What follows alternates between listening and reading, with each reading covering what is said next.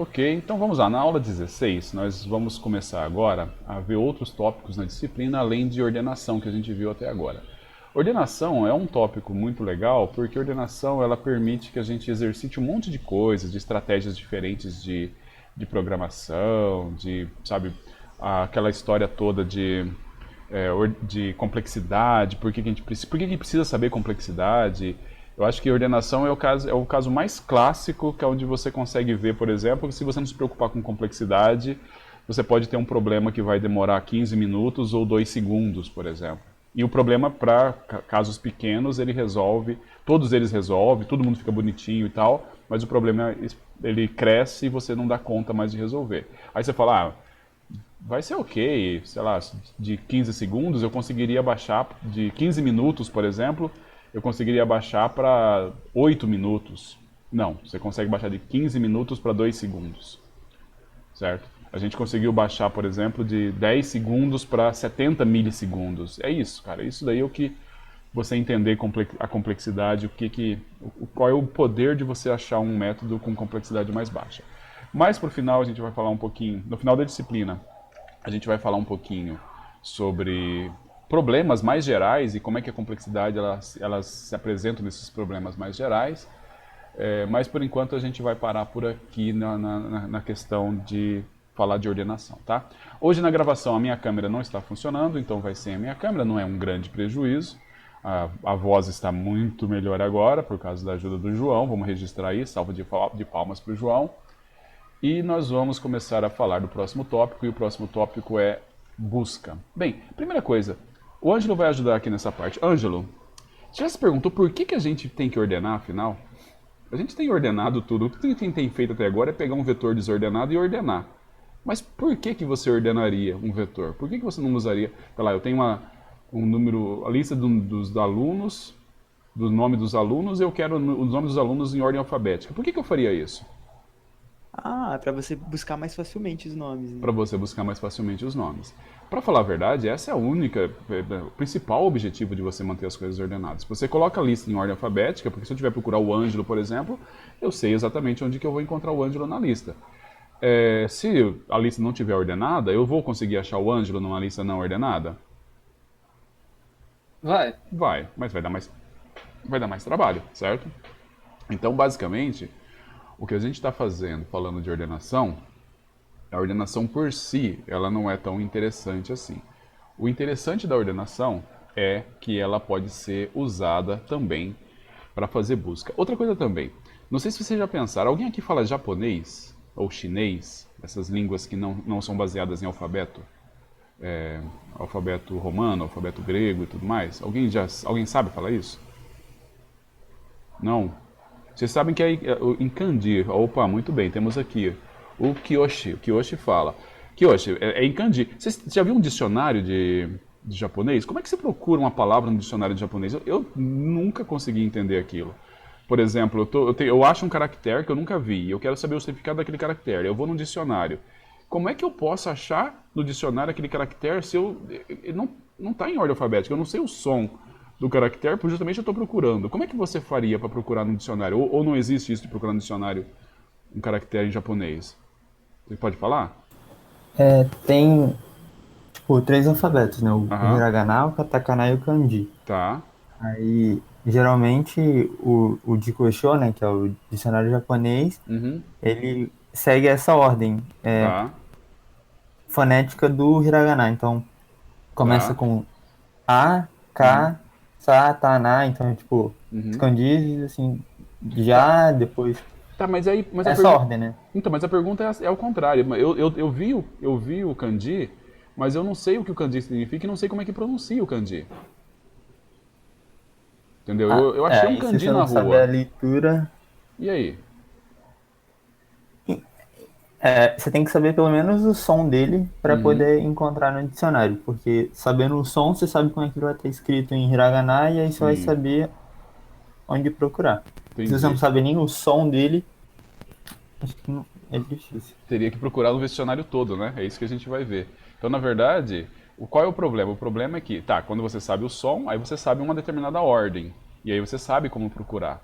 Agora, se você não tem o som, O que te sobra é você procurar, seria vasculhar o dicionário todo, que eu acho que é impossível, procurando um símbolo que bate exatamente com o símbolo que você viu ali, certo? E é isso que a gente vai ver agora nas nossas primeiras coisas aqui, tá?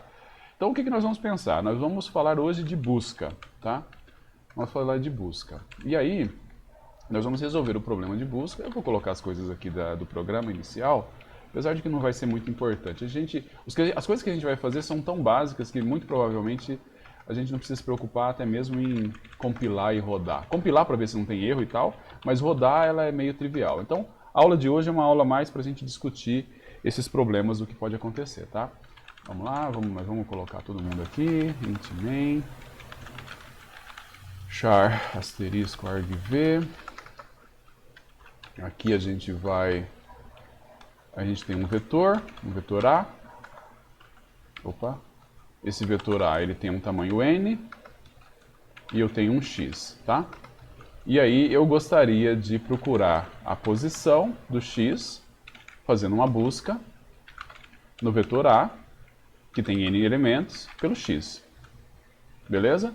E aí eu vou fazer a seguinte coisa. Se ele achou o x no vetor A, nas n primeiras posições, o meu p vai ser maior ou igual a zero, que é a posição. Primeira posição. Qual é a primeira posição de um vetor, Ângelo? 0. Zero. Então, se ele respondeu zero ou mais, é porque ele achou o elemento lá dentro. E aí, eu posso dizer aqui printf, por exemplo, achou em %d p. Se ele não for maior que zero, é o que a gente vai utilizar para sinalizar que ele não achou, tá? Então a gente vai dizer aqui, não achou. É isso daqui. Bem, aqui a gente tem que ver como é que a gente vai fazer para ler o A, para ler o X e tudo mais, mas isso daí é totalmente irrelevante nessa aula. O que a gente precisa ver é como é que a gente vai fazer a busca. Como é que a gente busca o X no elemento A. E aí a gente vai ver várias formas de se fazer isso, tá? Vamos ver várias maneiras de fazer busca. A busca é um tópico muito, muito rápido, na verdade, apesar de na ementa ele aparece como um dos tópicos, dos 5 tópicos da ementa, a busca a gente passa por ela muito rápido porque não tem muito o que falar. Porém, ainda tem algumas coisas interessantes, tá?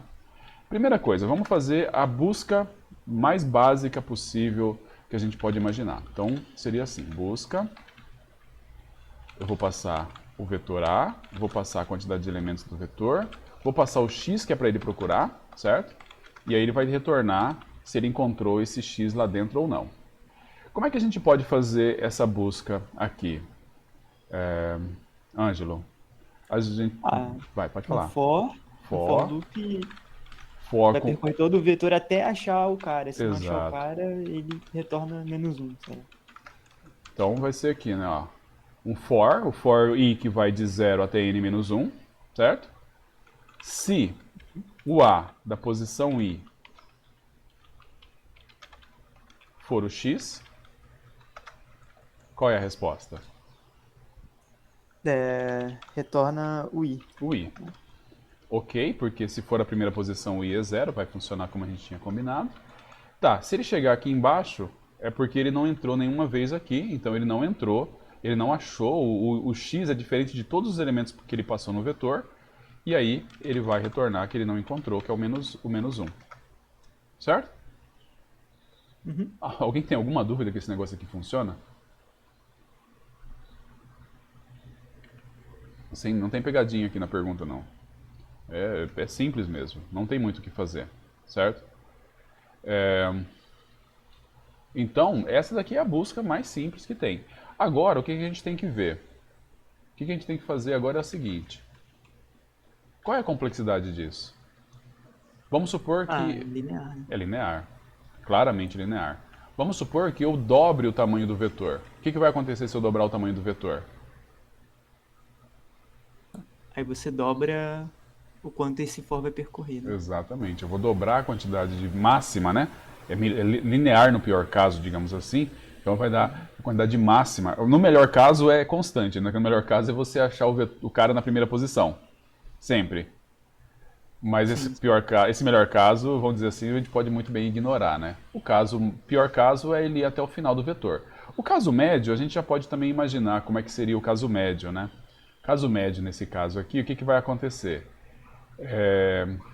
Aí nós temos duas situações para considerar, Ângelo. Nós temos duas situações para considerar. Qual que seria o caso médio aqui?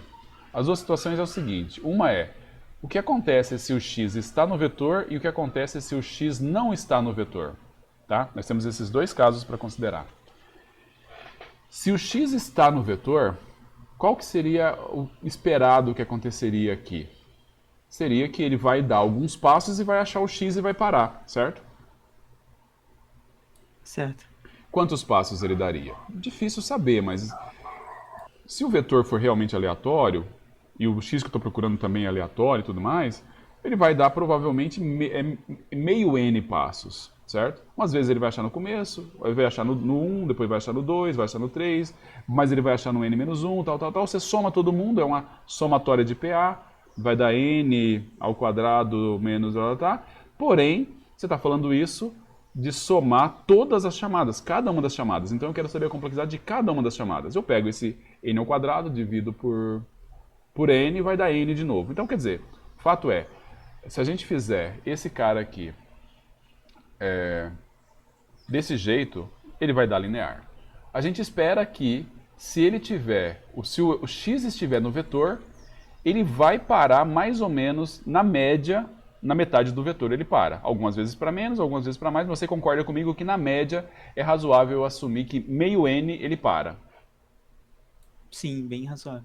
Agora, e quando o x não está no vetor?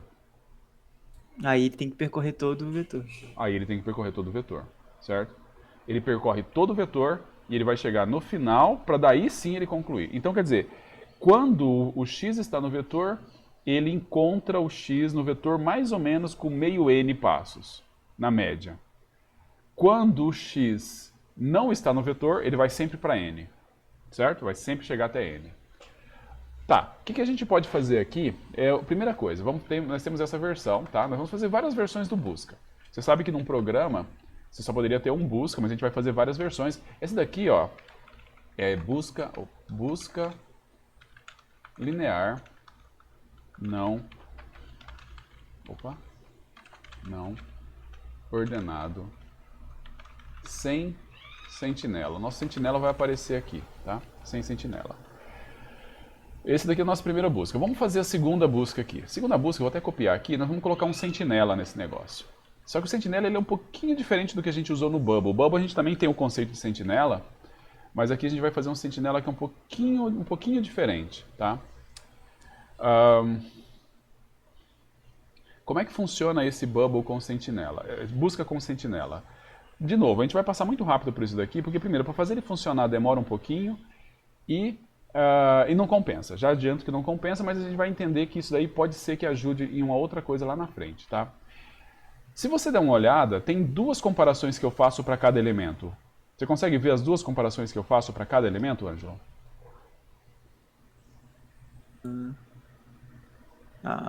Você faz duas comparações? Se alguém estiver vendo aí, já ajuda a gente a encontrar. Tem duas comparações para cada elemento aqui. Tem a comparação lá para ver se o cara é o x. Isso, que é na linha... E para ver se pode entrar dentro do for ainda, né? Exatamente, que é essa daqui, né? Verdade. A condição do for. A condição do for. Então, essa condição do for aqui, eu tenho que fazer ela é bem rápida, mas eu tenho que fazer ela, certo? Então, na verdade, eu faço duas comparações. Eu consigo me livrar dessa condição do for aqui, certo? Eu consigo me livrar dessa condição do for. Como é que eu faço para me livrar dessa condição do for? E aí, por exemplo, já que a gente foi para for, a gente poderia ter feito um while também, né? A gente pode fazer o enquanto n e ir subtraindo n. Não resolve, porque daí você teria que fazer o teste no final. No zero, para ver se ele não passou do zero também, entendeu? É verdade, é verdade. Pode fazer um while sem condição, né? E botar um break aí. Tá, mas vamos lá, vamos transformar isso no while. Acho que vai fazer sentido. Eu vou fazer ele receber zero, certo? Agora eu vou fazer um while 1, né, famoso. Tá, mas onde eu vou fazer o break aqui, cara? Break if n maior ou igual if i maior ou igual a n, né? Concorda? Eu não tenho como dar break sem fazer esse teste aqui. Mas aí ele vai entrar, ele vai fazer esse teste também, né? Vai fazer o teste do mesmo jeito. Então isso aqui não resolve o meu problema. Tá? O que a gente vai fazer? Nós vamos fazer a estratégia consciente. Pode falar? Não, pode falar. Pode falar. Fala! Deixa quieto. Nós vamos fazer a estratégia com sentinela. De novo, eu falei, não vale muito tempo, porque a gente vai fazer o seguinte, a gente só vai sumir com isso daqui, ó. Porque como é que a gente faz para sumir com isso daqui? A gente tem que garantir que ele vai sempre achar o X. Se eu conseguir garantir que ele sempre acha o X, eu posso sumir com aquilo, obviamente aqui fazendo um I++ aqui, né? Tem que fazer um I++ em algum lugar aqui, senão eu tô lascado. Mas se eu consigo garantir que ele sempre acha o X, eu posso sumir com o teste de se ele passou no final, chegou até o final. E aí como é que se faz isso? Você faz assim, olha. O A da posição N recebe X. Certo? Aí você vai fazer um teste depois. Se o I é menor do que o N, a resposta é I. Se não, aí eu respondo -1. Tá, eu fiz o teste aqui, só que repara, ao invés de eu fazer o teste dentro do laço, linear, eu faço o teste uma vez só fora do laço. O que eu fiz aqui, o que eu tenho que pagar como preço? Eu preciso de um espaço a mais no vetor para colocar o X. E saber que esse X que eu coloquei no final não faz parte do vetor que eu tenho que buscar. Certo? Então, basicamente, o que eu estou fazendo? Assim, eu tenho que garantir que eu não vou ficar andando com esse vetor aqui indefinidamente. Eu sei que quando eu encontrar um... Ah, e aqui não pode ser X, perdão, aqui não. Aqui não pode ser return X.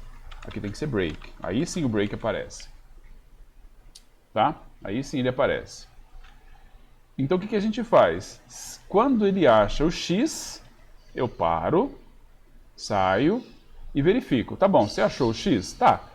Se você achou o X antes de chegar na posição N, então o X estava no vetor já. Se não, o X que você achou foi justamente o X que eu coloquei na posição N. Então você pode esquecer, o cara não estava antes no vetor. Entenderam?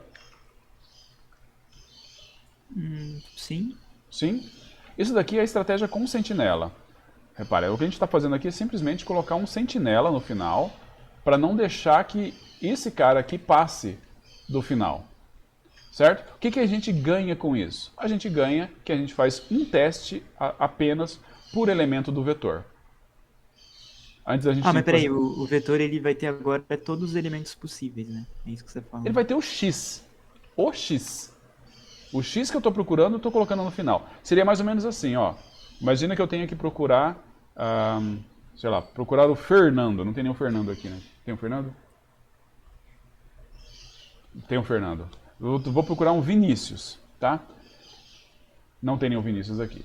Beleza, eu tenho que fazer a busca pelo Vinícius. Beleza, então eu vou pegar e tal, mas toda hora eu tenho que ver. Será que eu cheguei no final da lista de alunos? Será que eu cheguei no final da lista de alunos? Será que eu fiquei Primeiro eu pergunto se eu cheguei no final da lista, depois eu pergunto se é o Vinícius. Cheguei no final da lista? É o Vinícius? Cheguei no final da lista? É o Vinícius? Por quê? Porque se não fizer perguntar se eu cheguei no final da lista, eu vou passar para o final do final da lista e vai dar muito ruim. Vai dar algum segmentation fault lá se você tiver sorte. O que a gente faz então? A gente pega o Vinícius, coloca uma cópia do Vinícius no final da lista. E aí sai procurando. Começa do primeiro. É o Vinícius? Não. É o Vinícius? Não. É o Vinícius? Não. Agora, repare, eu não preciso mais perguntar se eu estou no final da lista. Eu só pergunto se é o Vinícius. É o Vinícius? Não. É o Vinícius? Em vez de eu fazer duas perguntas por posição, eu faço uma pergunta só por posição. É o Vinícius? Não. É o Vinícius? Não. É o Vinícius? Sim. Ah, beleza. Achei o Vinícius. E agora? Aonde eu achei o Vinícius? Achei o Vinícius no final da lista que eu coloquei lá de propósito, artificialmente? Não. Eu achei ele antes. Beleza, então o Vinícius já estava na lista. Ah, não, eu achei o Vinícius, mas eu achei o Vinícius no finalzinho, lá no N, na posição N. Ah, não, esse aí foi eu que coloquei, então ele não estava na lista. Certo?